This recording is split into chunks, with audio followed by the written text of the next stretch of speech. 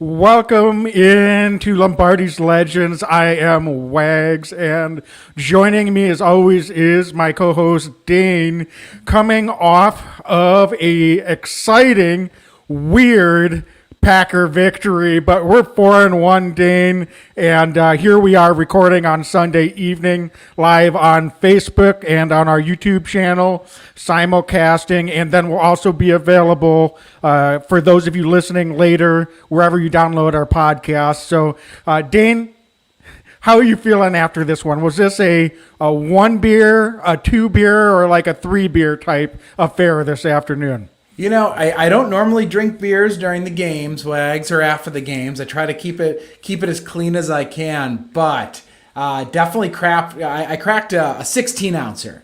Right around overtime, when we started seeing missed field goal after missed field goal, it was time for an adult beverage.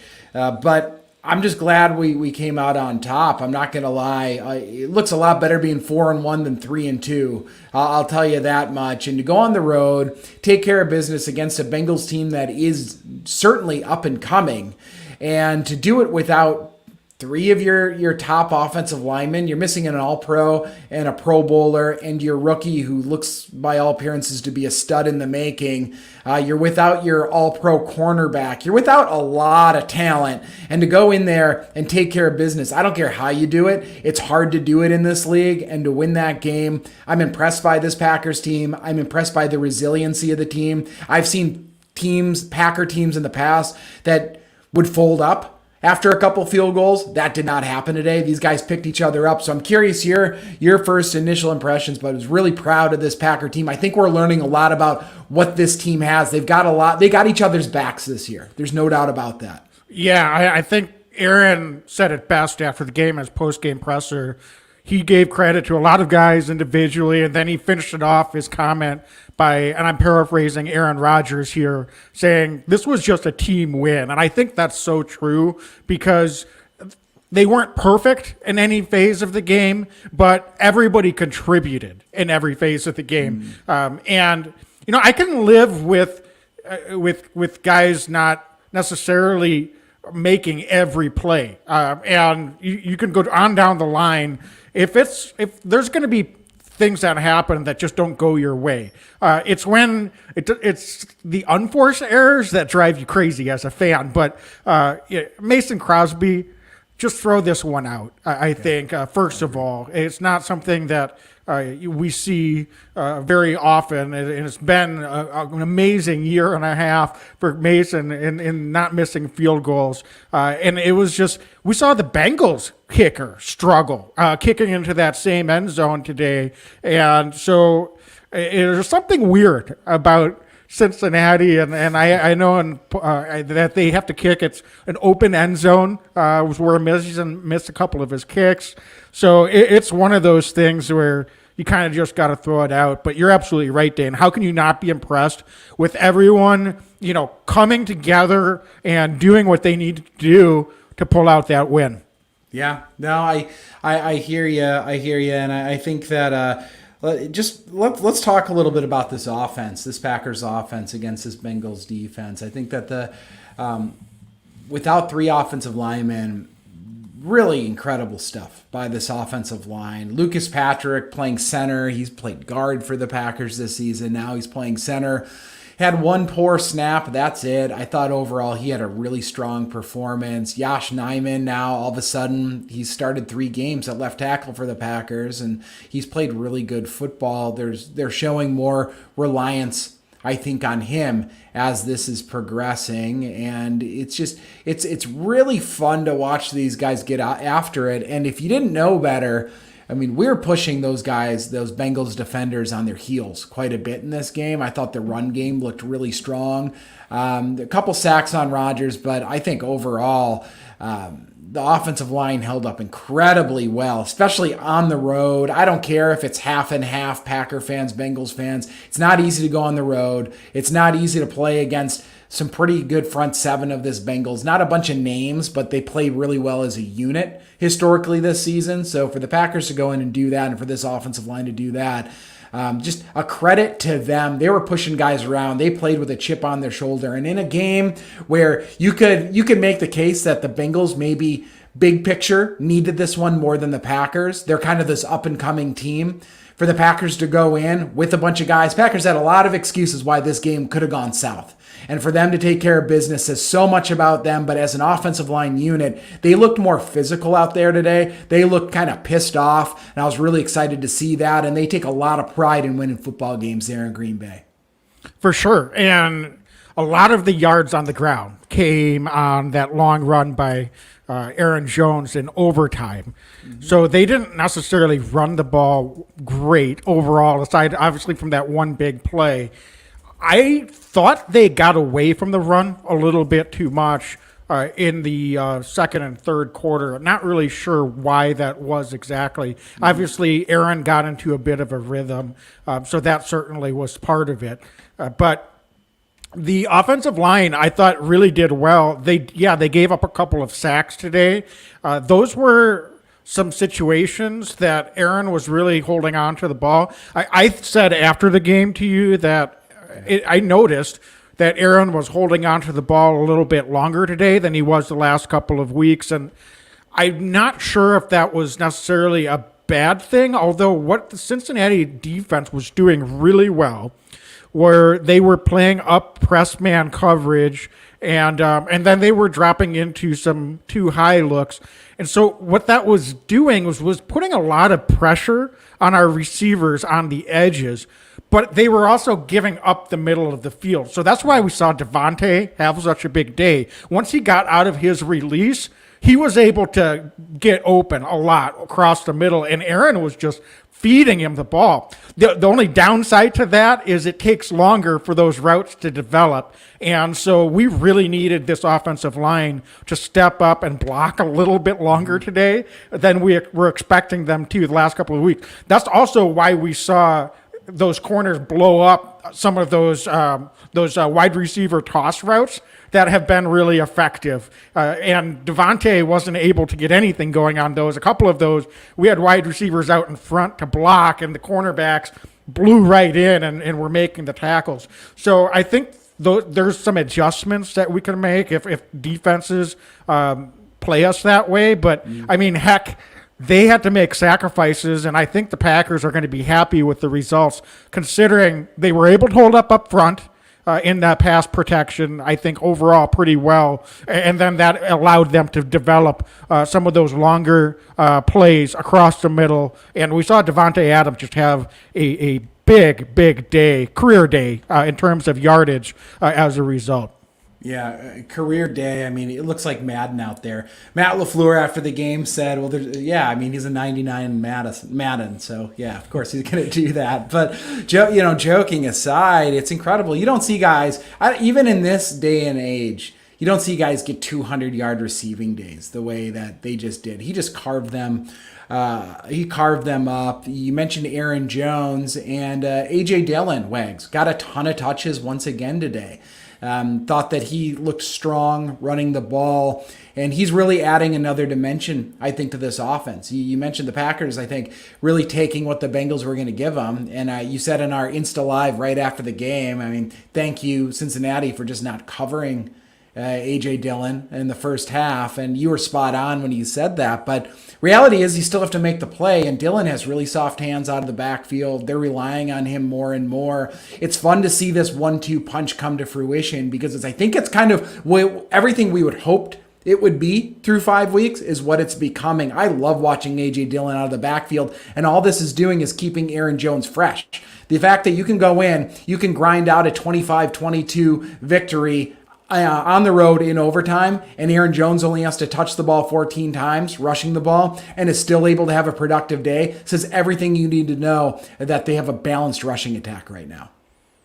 Yeah, well, balanced in terms of the runners. I think one of the things that it's still going back to my earlier point, I thought they could have run the ball a little bit more early in the game. It wasn't that productive. And you can't just take away that 57-yard run by Aaron Jones in overtime. I realize that's all part of the total. But outside of that, they really weren't, I think, running the ball as much as I'd like. It was a little predictable in the play calling today. A lot of first down runs and then second down play action. And normally they mix it up a little bit better. And I think Coach LaFleur didn't come right out and say it, but he said he needs to be better as well. He didn't think that he had the best game plan in terms of the plays they were calling. So it's something that they'll go back and take a look at. But at the end of the day, they got the production. And Dane, I think to your point, that's all that really matters. So, kudos to the guys for putting in another performance up front. It starts up front, and those Cincinnati D linemen were getting after it. I thought they were bringing a lot of intensity. So that was a battle in the trenches for sure today. So Dane, we talked about Davante Adams having a big day. Let's talk a little bit about Aaron Rodgers. I don't know what was going on with him in the first quarter. It didn't look good. And I'm sitting there thinking, oh boy, this is going to be a tough game if this is the way it's going to go. Thankfully, that third series rolled around and he was able to put together a drive 6 for 6 and a touchdown, capped off by that A.J. Dillon rumble into the end zone. So it's interesting. It was a really, really good day for Aaron after that. But what did you think overall with what they were doing? Was some of the play calling that I'm mentioning partly just because Aaron did get in such a rhythm and they were trying to just take what the Bengals were giving them? Or did you think that we could have mixed it up a little bit better to try to keep some more rhythm on the ground and try to wear down that Bengals front seven a little bit more? I'll always want to see running the ball more, right? In the preview podcast, I said I was hoping we'd be able to really run the ball a little bit more, because what the Bengals had success with up until this point had been, making teams a little bit more one-dimensional, whether it was the Vikings, whether it was the Pittsburgh Steelers or others, and then that's where the Bengals were able to get after it. And I was hopeful, especially when you get into overtime. It was an 80-degree plus day out there. It was hot in Cincinnati, especially when you're playing that many snaps. I think if you're able to run the ball, you're kind of gassing those guys a little bit more. And you could see it in the Packer defense, I thought, too, late in the game. And no surprise, they looked tired. But both sides look tired. I think the more you're running the ball, the more worn down you can make the opposing defense. But to all of that said, I do think that the Packers are trying to take what they can. And Davante Adams was a great example of, they were like, just try to stop it. And we kind of knew what was coming. Rodgers dropped back. I'm like, well, Davante's probably getting this ball, right? I think everybody in Cincinnati was shouting that too, but they just couldn't stop it for most of the day. So a credit, I think, to be able to do that. And Rodgers, I thought a sneaky 300-plus yard game today. Davante obviously had 200-plus, but Rodgers well over 300 yards. It's a credit to him because it didn't look like it was going to be that way after the first quarter. We've seen games where we go on the road, and as great as Aaron Rodgers is, there are times where it's like, this just isn't his day. He's missing receivers. And I thought that as the game wore on, he really settled in, was able to hit his marks, and obviously Davante, but also on that overtime throw to Randall Cobb. That's about as good as it gets. To be able to convert that, they didn't quite get first down. I would argue Randall did get the first down on that play, but to be able to fit that ball in to Cobb, you know that he's flowing when he's able to get that kind of flow going late in the game. So credit to Rodgers. I thought Rodgers got better as the game progressed. And generally speaking, Wags, if Aaron Rodgers is getting better as the game wears on, you're probably going to win more often than not. Packers had a number of opportunities to win this thing over the fourth quarter and into overtime. But when we finally did, should have come no surprise with how good Rodgers was really in that second half. Yeah, absolutely. And particularly in the second quarter. Interestingly, I thought he was actually missing some throws in that third series. Was a little high, a little out in front on a couple of throws. Not terribly so, but receivers had to outstretch their arms a little bit more than when Aaron is really pinpoint.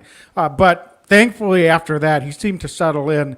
Efficiency-wise, wasn't the best game from the Packers. They were 36% on third down, 2 for 5, 40% in the red zone.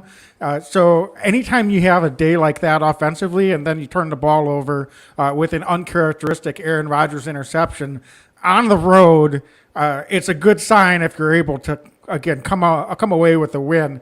They can get better there for sure. And I think this is normally an offense that produces at a high level when they get down in the red zone. We saw that last week against the Steelers as well, where maybe not so much in the efficiency, just missed a few opportunities. They didn't really need to have that, put the pedal to the floor and just step on the opponent's neck and put them away against the Steelers, but they sure could have used that today. And so I think there's certainly, while it wasn't a bad game for the offense, it wasn't the best game either. So, Dane, let's talk a little bit about the tight ends. You mentioned post-game in our Instagram that Mercedes Lewis, the big dog, coming up with a clutch catch. And we haven't seen a lot of production in the pass game from the tight ends, but obviously they've been getting called to do a lot of blocking, and that's been needed the last few weeks. But what a need clutch catch and a big moment for Mercedes Lewis. And it was another quiet day for Bob Tunyon. So it wasn't super productive from a pass catching standpoint, again, this week for the Packers tight end, but a big moment and a key spot in the game for Mercedes Lewis as well. Yeah, and honestly, in a game where maybe they could have been a little more creative offensively, that was one of the more well-timed play calls you could have had. I just think that it was one of those where you keep Mercedes kind of close to the line of scrimmage, and he's been doing a ton of blocking, as you mentioned, and just you don't expect them to do kind of a short screen pass to 38-year-old tight end or however old Mercedes Lewis is, and then expect him to go and get those yards. Mercedes isn't as fast as he used to be. I don't know if he was ever a complete burner to begin with. For him to be able to make that play, I mean, first it was an element of surprise, but then from there, he got after it. And I thought the blocking looked good in front of him, and Lewis was able to kind of pile drive over one of the defenders. So just one of the more well-designed plays, I thought, of the game by the Packer offense.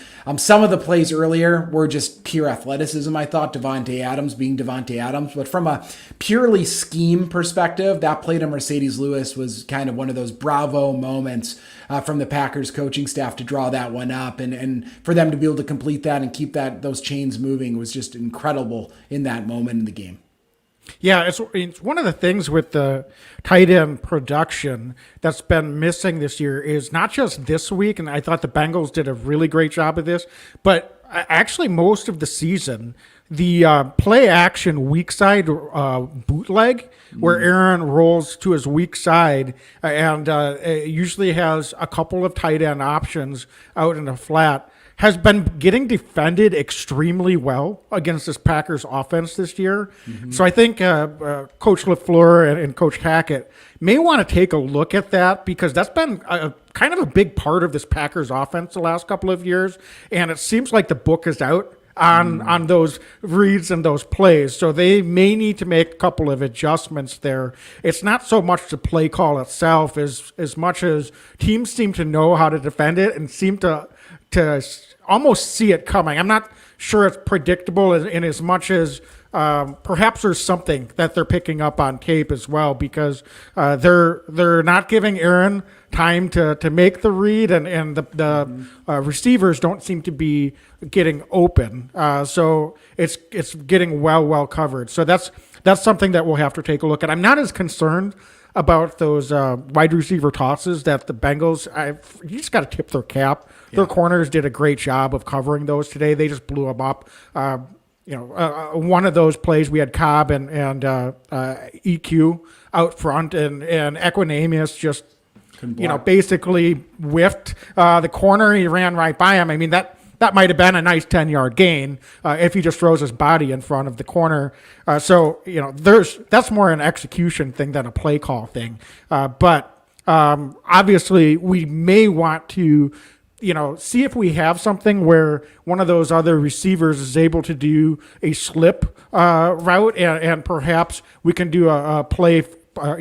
We can do a pump fake from Rodgers, and perhaps we've got someone running a go route down the seam. If we're going to have corners crashing in that hard, we've got to do something to keep the defense honest and beat them over the top when you give them those looks as well. So, I was overall encouraged. I thought Devontae had a quieter week against the Steelers last week. We thought he'd have a big game this week, and he was definitely the star offensively today.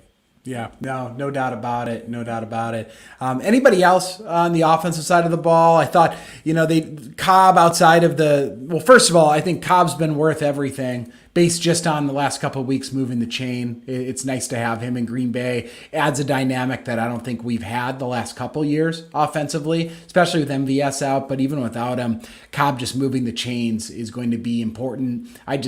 Wags, I see it late in the season when we need one. Randy's going to be there. I trust him. I know Rodgers trusts him. Lazard, again, more of a blocking wide receiver. So it remains to be seen if they're going to work him in, or maybe this is just who Alan Lazard's going to be in this offense. We're getting close to a third of the way through the season already, which is pretty incredible. And, at a certain point, you kind of just are who you're going to be in an offense. So that just might be who Alan Lazard is. Yeah, I called him an X factor this week, and he really wasn't involved aside from blocking. So it's hard to call your blocking wide receiver an X factor. I mean, he was doing his job out there, but I thought this might be a week they got him a little bit more involved from a target share perspective. It's not happening. So, I'm not saying it won't happen, but I think you're right. That seems to be kind of who he is. You can't really change that if that's what they're doing out there on the field. So, no, I don't really have much else offensively. Obviously, I was relieved that the fumble, I thought he was clearly down by contact, but you just never know, the Aaron Jones fumble. That's something that would have been kind of a backbreaker. We get the interception and then fumble it right back. But thankfully, he was down by contact, so non-issue, I guess, from that perspective. So, Dane, I think before we dive over to the defensive side of the ball, let's take a break to talk about our sponsor, DraftKings. And DraftKings, of course, is the official sports betting partner of the NFL.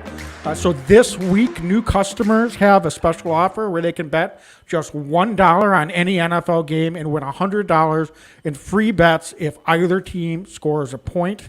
It said here the last 0-0 tie in the NFL was in 1943, so kind of a no-brainer bet. But Dane, I think I want to turn it over to you. You've been talking about your wife, Andrea, and her Andrea's pick, so to say. So I want to hear how she's doing with her DraftKings lineups. Yeah, Wags. I mean, so listen, it continues. We're recording this on a Sunday evening. My wife Andrea signed up through the DraftKings app. She put down this $1 bet, was able to get $100 back in bets, and she's just cleaning house. She's cleaning house. I don't know if she works for Vegas at this point, what's going on, but she knows what's going on. I'm looking over her shoulder. I'm telling her, I wouldn't pick this. And she goes, you know what, Dane, shh. I see you're in 9th place in your fantasy league. I don't want to listen to you. I'm going to do it on my own. So Andrea, she put in the promo code TPPN. That's like the Pigskin Podcast Network, our podcast network. Again, TPPN promo code. Put $1 down. Got a bunch of money back, and she's winning, Wags. She's winning. She's embarrassing me in my own house. Yeah, I might have to, text her on the side. And if I do that, no suspicions, Dane. I'm just trying to win some money for my fantasy lineup. I don't blame you. All right. Well, anyway, download the DraftKings Sportsbook app now. Use promo code TPPN. Throw down $1 on any NFL game and win $100 in free bets if either team scores a point. That's promo code TPPN this week at DraftKings Sportsbook, an official sports betting partner of the NFL. Must be 21 or older. New Jersey, Indiana, or Pennsylvania only. New customer only. Minimum $5 $5 deposit, $1 wager required, one per customer. Restrictions apply. See DraftKings.com/sportsbook for details. Gambling problem? Call 1-800-GAMBLER. All right, so Dane, let's move over to the defensive side of the ball. Mm-hmm.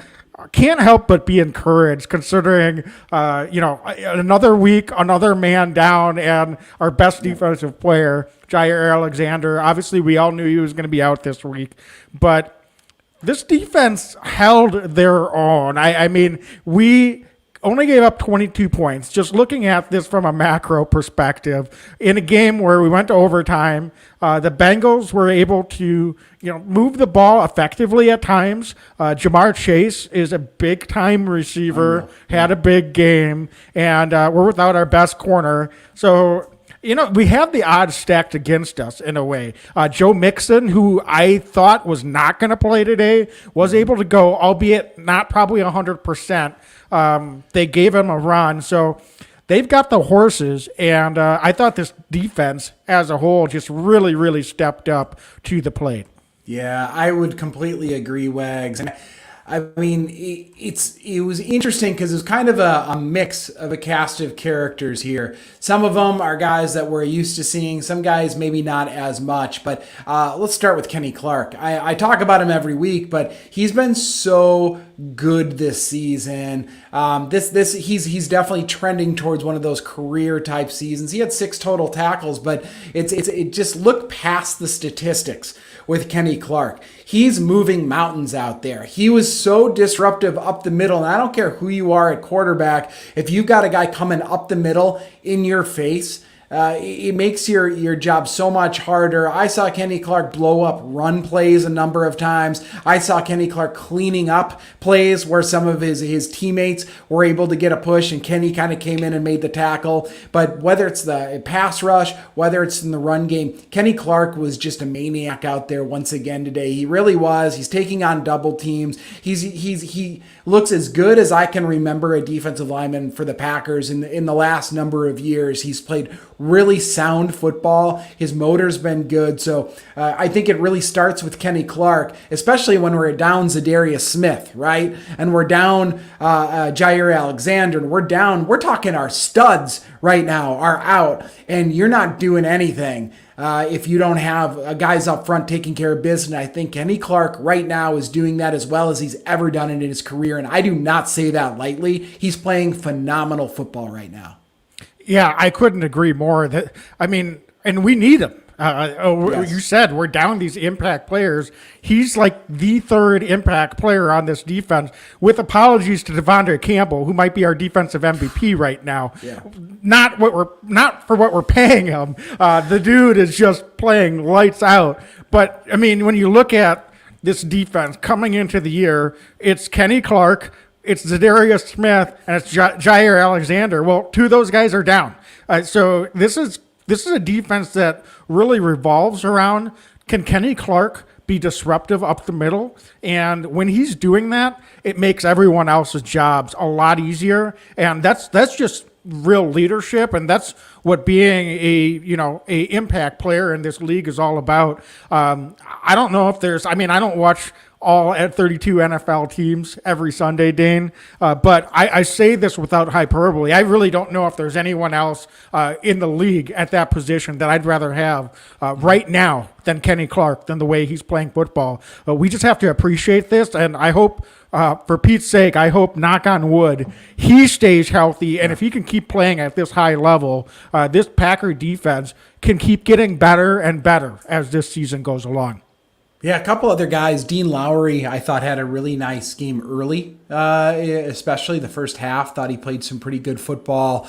TJ Slayton got some limited reps, but got a half sack, I think, in there with Dean Lowry. So credit to both of those guys as well. I thought we're both pretty active and were able to kind of help clean up on some of the stuff that Kenny Clark was doing. But I thought it was a team effort up there.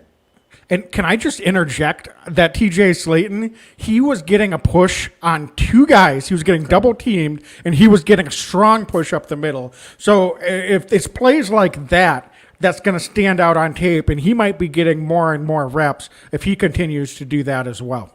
Yeah, I gotta think he's going to, right? Especially as the season wears on. In the limited reps that we've seen TJ, he's looked very good. He's got, I think, a sack and a half now this season, a fair number of tackles, or at least, he's credited for a half tackle here or there in very limited snaps. I really like what he's going to be able to bring, and I've got to think he's one of those guys that as the season wears on, they're able to put in there. And then Wags, let's talk about that, about Devondre Campbell. Inside linebacker.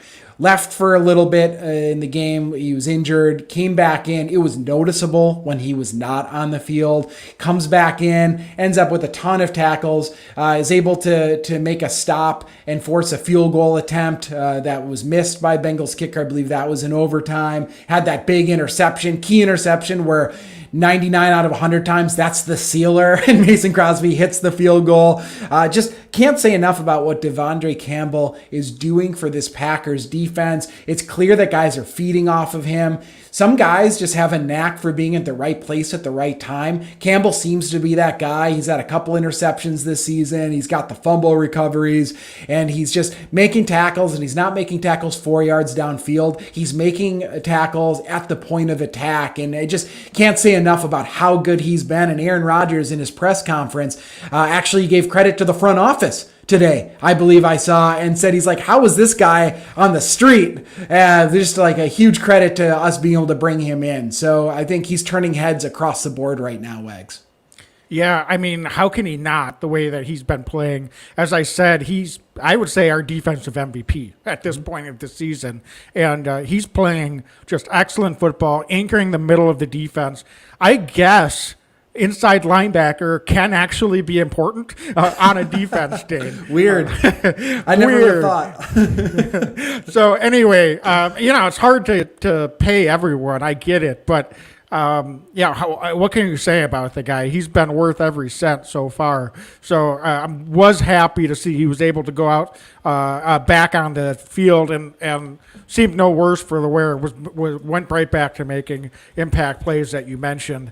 Another guy, Dane, that I thought looked a little bit better today was Preston Smith. He looked a little bit hampered last week after he had to leave the game. He looked fresh out there today. He looked like he did the previous two games before last week, and I thought he had a really productive game. Maybe he did have a sack, maybe not necessarily when you look at the box score. He didn't have 10 tackles, but that's not really his role or his job anyway. I thought he was getting some nice push and also setting the edge really, really nicely, maintaining some nice gap discipline. He was running some stunts that enabled some guys to swing out, and they were getting a nice push up the middle and on the edge. So I thought Preston Smith stood out as well out there today. Dane, what do you think about talking about the negative side of things, which we don't like to focus on too much, but let's be honest, that end of half series, What the heck happened out there? I mean, I get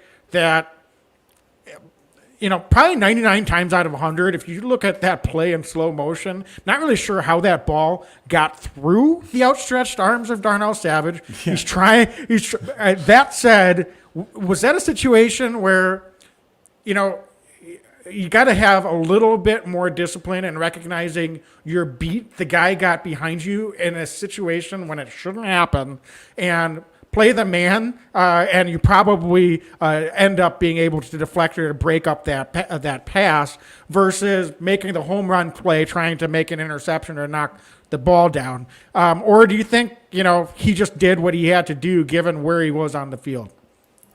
It's kind of it's fun. We can laugh about it now. If we hadn't won this game, there's not a lot of laughing in that situation, because that flips a game pretty significantly, pretty quickly, especially knowing that the Bengals got the ball back to start the third quarter. I mean, that's just, it's pretty inexcusable, I thought. Just overall, defensively, I think it was kind of a perfect storm. I haven't watched too closely yet. I'll have to go back, but it looks like, I think we only rushed two guys, is what it looked like to me. Maybe three. Looked like it was Kenny Clark, and I couldn't tell who else was rushing.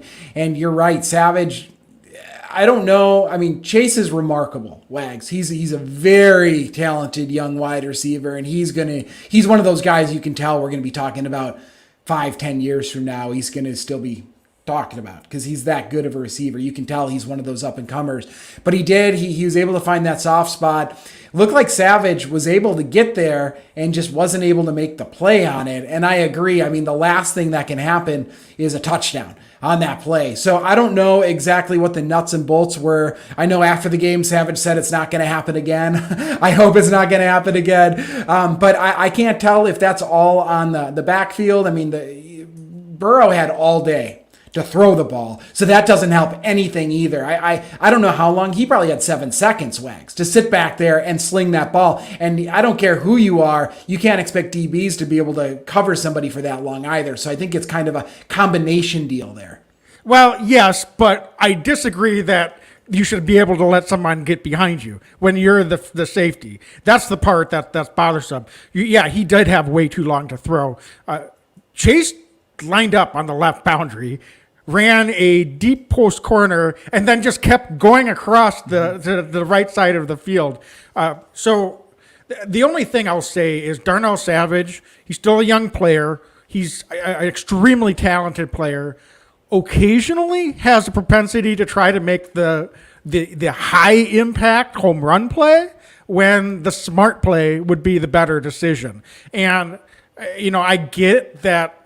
You don't want to get down on a guy for being aggressive and playing instinctually and trying to make the big play. But with the time and place that we were in and the ball, the clock running down, I think we really just need to go back and look and say, well, play the man. If he still ends up making the catch, because you could have perhaps made a pass breakup if you play the man in that situation instead of the ball, you're going to get the tackle. They're on maybe the 25-yard line with about 30 seconds to go. You still have a chance to get out of there and hold him to 3, or maybe the way things were going today with missed field goals, they wouldn't have gotten any points. So you're right. You started by saying the last thing that can happen on that play is a touchdown. And I think that's my greater point, and I appreciate Savage taking responsibility after the game and admitting that play can't happen. It feels like we've been on the wrong side of that a few too many times. But other than that, I can't really fault too much with this Packers defensive performance. Dane, kind of curious, what were your thoughts on the Bengals clock management at the end after Mason missed not his last, but his second to last field goal in the fourth quarter with about 3 minutes left? Bengals get the ball back, decent field position. I think they still had 2 timeouts left, and they were moving the ball down the field, and it seemed like they were just taking their good old time, didn't use any of their timeouts, and they end up getting it to a point where it's like, you kind of let the clock run. They didn't run out of time, I get it. They got the fourth down. It just felt like they gifted the Packers in that situation. I was sure happy that they didn't use any of their timeouts, set up some plays, because I don't know. It seemed curious. Let's just put it that way. Then they run their kicker out there, and yeah, he had the distance, plenty of distance, but you miss it, and you give Aaron Rodgers the ball at the 45-yard line. That's plenty of time, and we should have won that game at the end of regulation. So if you're the Bengals coaching staff, you almost had to be kicking yourself at the end. I thought that was going to be over with Mason trotting out there and making the Bengals pay for just bungling an opportunity there at the end of regulation, but it wasn't to be the way that it turned out. So anyway, I don't know if you have any thoughts on that. I guess in the grand scheme of things, it didn't make any difference because neither team was able to take care of business at the end of regulation anyway.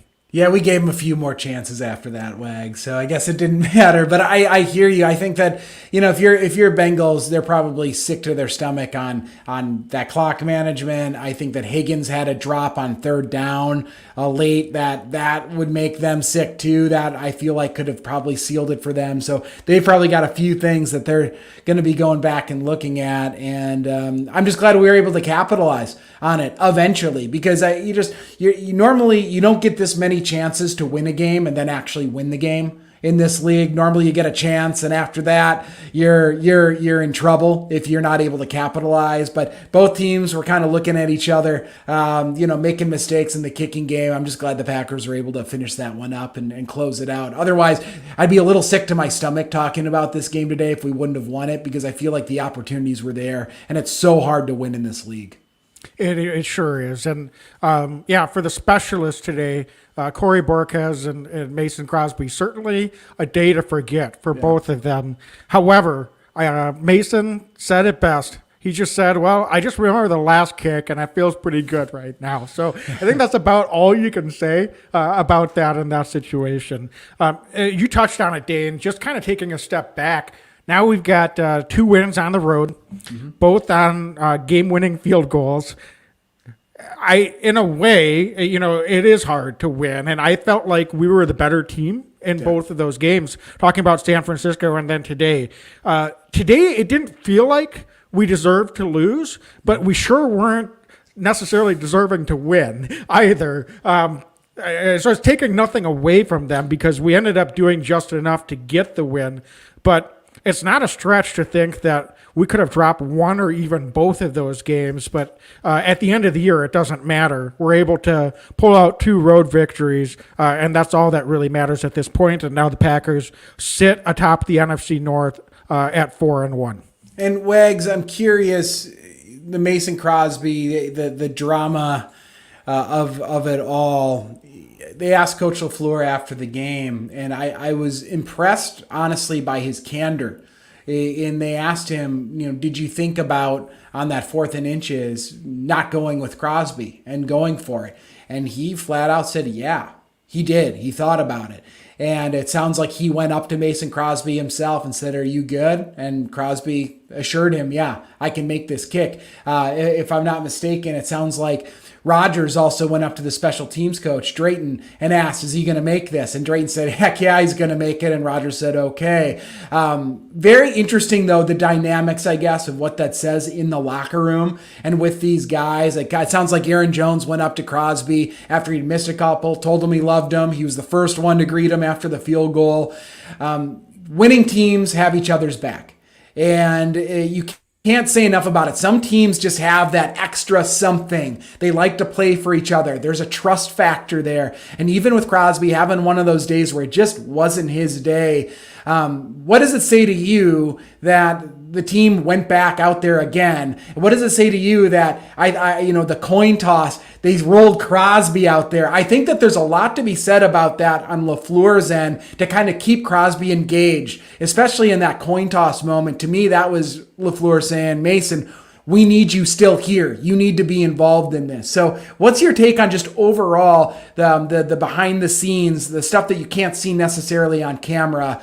Because I think it says a lot about this team's character and what they're building towards right now. Yeah, for sure. And I think what that says is it's not that the players and the coaching staff don't, in the grand scheme of things, have trust in Mason Crosby, but I do also appreciate the honesty in them recognizing that it just isn't his day. I mean, it happens to everyone. It's not like they're going to go back and be like, well, he's a bum, we need to get rid of him. Right. They all get it. They've all been there. They've all had days where it's just not their best days. Unfortunately, for a kicker, it just happens to be much more glaring and much more obvious to anyone watching if it's a bad day. So I don't think it says anything bad that they're saying, well, maybe we should go for it. It's just, man, the dude's having a tough day. That's all that was. But I don't know if I was super confident that he was going to make that last one, but I'm sure glad he did because he needed it. I think the fact that it went through, I think it's going to be forgotten next week. It's a non-issue to me, and really it shouldn't even be anything that we need to talk about as far as I'm concerned moving forward. So, Dane, I lost my train of thought. I think we do want to talk about our Big Cheese players of the week. There was something else I was going to ask you about, but I'm not remembering it right now. So why don't we just go with the Big Cheese players of the week? And if it comes back to me, we'll talk about it before we sign off. But, okay, offensively, It's Devontae Adams. Devontae, I don't even think we don't even really need to question. There's no one else that's really going to qualify here. The dude was targeted 16 times today, ends up with 206 receiving yards, 11 receptions, and a touchdown. It was just flat out doing work. I don't know what else he needs to do to earn a contract extension. Hint, Packer front office, pay the man. He deserves it right now for the work that he's doing out there. And congrats, because just another heck of a performance. It's almost like you take for granted when you get a Devontae Adams performance like this, because we've seen so many of them over the last few seasons. Yeah, Devontae was unbelievable. Again, he's a Madden player at this point. It's almost like video game style when he's out there, and to your point. It's almost like it's not noticeable when he has a 100-yard game because he's that good. He does it so routinely in this Packer offense. He's unguardable most weeks, and to watch him play, a lot of fans never get to see a 200-yard receiver for their team. And for him to just kind of do it in another ho-hum, all right, another 200-yard, here's a touchdown, I'm Devontae Adams week. Just incredible. More than deserving to be our big cheese player on the offensive side this week. For sure. On the defensive side, Dane, it's harder. You could go a couple of different directions. One guy we didn't even really talk about, which was Adrian Amos. I thought he had a terrific game today. Ended up with an interception, a nice play. I'm not nominating him only because of the interception, though. He ended up with 8 tackles, was really strong against the run. I thought that he was strong in coverage, came up and was responsible a lot for tight end and running back coverage, made some nice open field tackles. So I thought he was really, really impactful today and had perhaps his best game of the season. And then Devontae Campbell, who we talked about, obviously made some big plays out there as well with the interception, and it was just all over the field again. So I think those are the two obvious ones. Dane, I don't know if you have a third guy you want to throw out there to nominate this week for the defensive big cheese. You could go a few directions, but I think that those two guys were just so impactful. It's hard not to give it to one of them. Wags, I would probably go closer to Amos this week. The passing attack of this Bengals team is really their focal point, and the fact that the Packers were able to do what they did, Chase aside, Chase was incredible, but I thought that Amos was cleaning up throughout the game, had that nice interception, but all the other stuff, all the dirty work that you don't see him doing, and he's just so sound fundamentally. I got to think that he is a great example of big cheese player of the week on the defensive side this week. He was who I was going to go with as well, so it's unanimous. Then Adrian Amos is our defensive big cheese player of the week. I have to ask Dane, not to be negative, but I don't know if anyone on our special teams unit, specialists definitely don't qualify for big cheese this week. Game-winning field goal aside, sorry, Mason, it's not your week. Anyone else on the special teams unit, from a coverage or a protection standpoint, it's a little bit harder to pinpoint sometimes, but do you think there's anyone that qualifies for a special teams big cheese? You know, it's hard for me to pick out this week. Kind of looking it over. I watched it. Wags, I think that his name's escaping me right now. If I needed to go, it's the young tight end that we are Tyler Davis that we were able to bring in a couple weeks ago. I thought he had a really nice coverage. Probably the third quarter, maybe early in the fourth quarter. I thought that he had some good coverage there. So if I had to go with somebody, I would go with him. Special teams wise, he's shown up now a couple weeks in a row. It's not easy to come into onto a team and then do what he's doing, which is show up. I think he's working to keep a spot on this roster somehow, even when Dom Daphne comes back off the IR, whenever that happens. So I think it's at least worth highlighting him today because I thought that his blocking looks good, his coverage is good. Good on him. He's got to keep showing though. So I think let's call it a shout out. He didn't quite earn a big cheese for me. Got to do a little bit more work, young man. You'll get there. But yeah, just looking at special team statistics, no one had more than one tackle or assist. We didn't have a play like Yadam had last week where he helps to pin the opposing team inside the 5-yard line. So unless I see, or we didn't have a gunner go down, there was an opportunity to on a punt and stick someone. So there just wasn't really anything that stood out. So I think unfortunately it just wasn't the special teams day from a team standpoint or from a specialist standpoint. So unfortunately I think we're just gonna say that no one qualified. But I do appreciate the shout out for Davis because we need all the help we can get. So if he's able to contribute moving forward, that would sure be helpful. So Dane, I didn't have anything that came back to me and what I was going to mention. I will say, just looking forward, we'll be back on Thursday night for our preview of Week 6, and that will be against the Chicago Bears. We're going back in division, traveling to Chicago, 4th road game in 6 weeks. We're going to be shorthanded again, more than likely. Perhaps Elton Jenkins is able to come back next week and help with this offensive line. They've held it together these last few weeks, but he would be a welcome addition back. So that's something to look forward to. But it's going to be exciting to be able to talk about a familiar opponent and our biggest rival down in Chicago this week, because it's not going to get any easier moving forward. No, so listen, follow us on Instagram and Facebook and Twitter. We're on YouTube. You can download our podcast anywhere. We're doing this live right now on Facebook and YouTube, but tomorrow it's going to be available wherever you get your podcasts, so iTunes and Google and Spotify and anywhere else. But just happy, Wags. We got another win. 4-1 is hard to do in the NFL. To be 4-1, to have gone on the road and do what we're doing right now. If we can continue to take care of business, but also take care of our division opponents, I'm really going to like our odds this year. I like this team. I like the makeup. I like that they're picking each other up. The next man up mentality of the 2021 Green Bay Packers team right now is very apparent. I like what we're seeing. For sure. And I mean, listen, we may be a little bit fortunate that we're 4-1, but that's the way that goes in this league. You just find a way to win, and the Packers have been able to do that. Throw away week 1. I think we can safely do that at this point. And we've come back and responded with 4 straight games that we've won. And that's what championship and contending Super Bowl type teams do in the face of adversity. We've got key players go down. Next man up, indeed. We have been able to do that in the face of adversity. So you got to give credit to what these guys have been able to accomplish.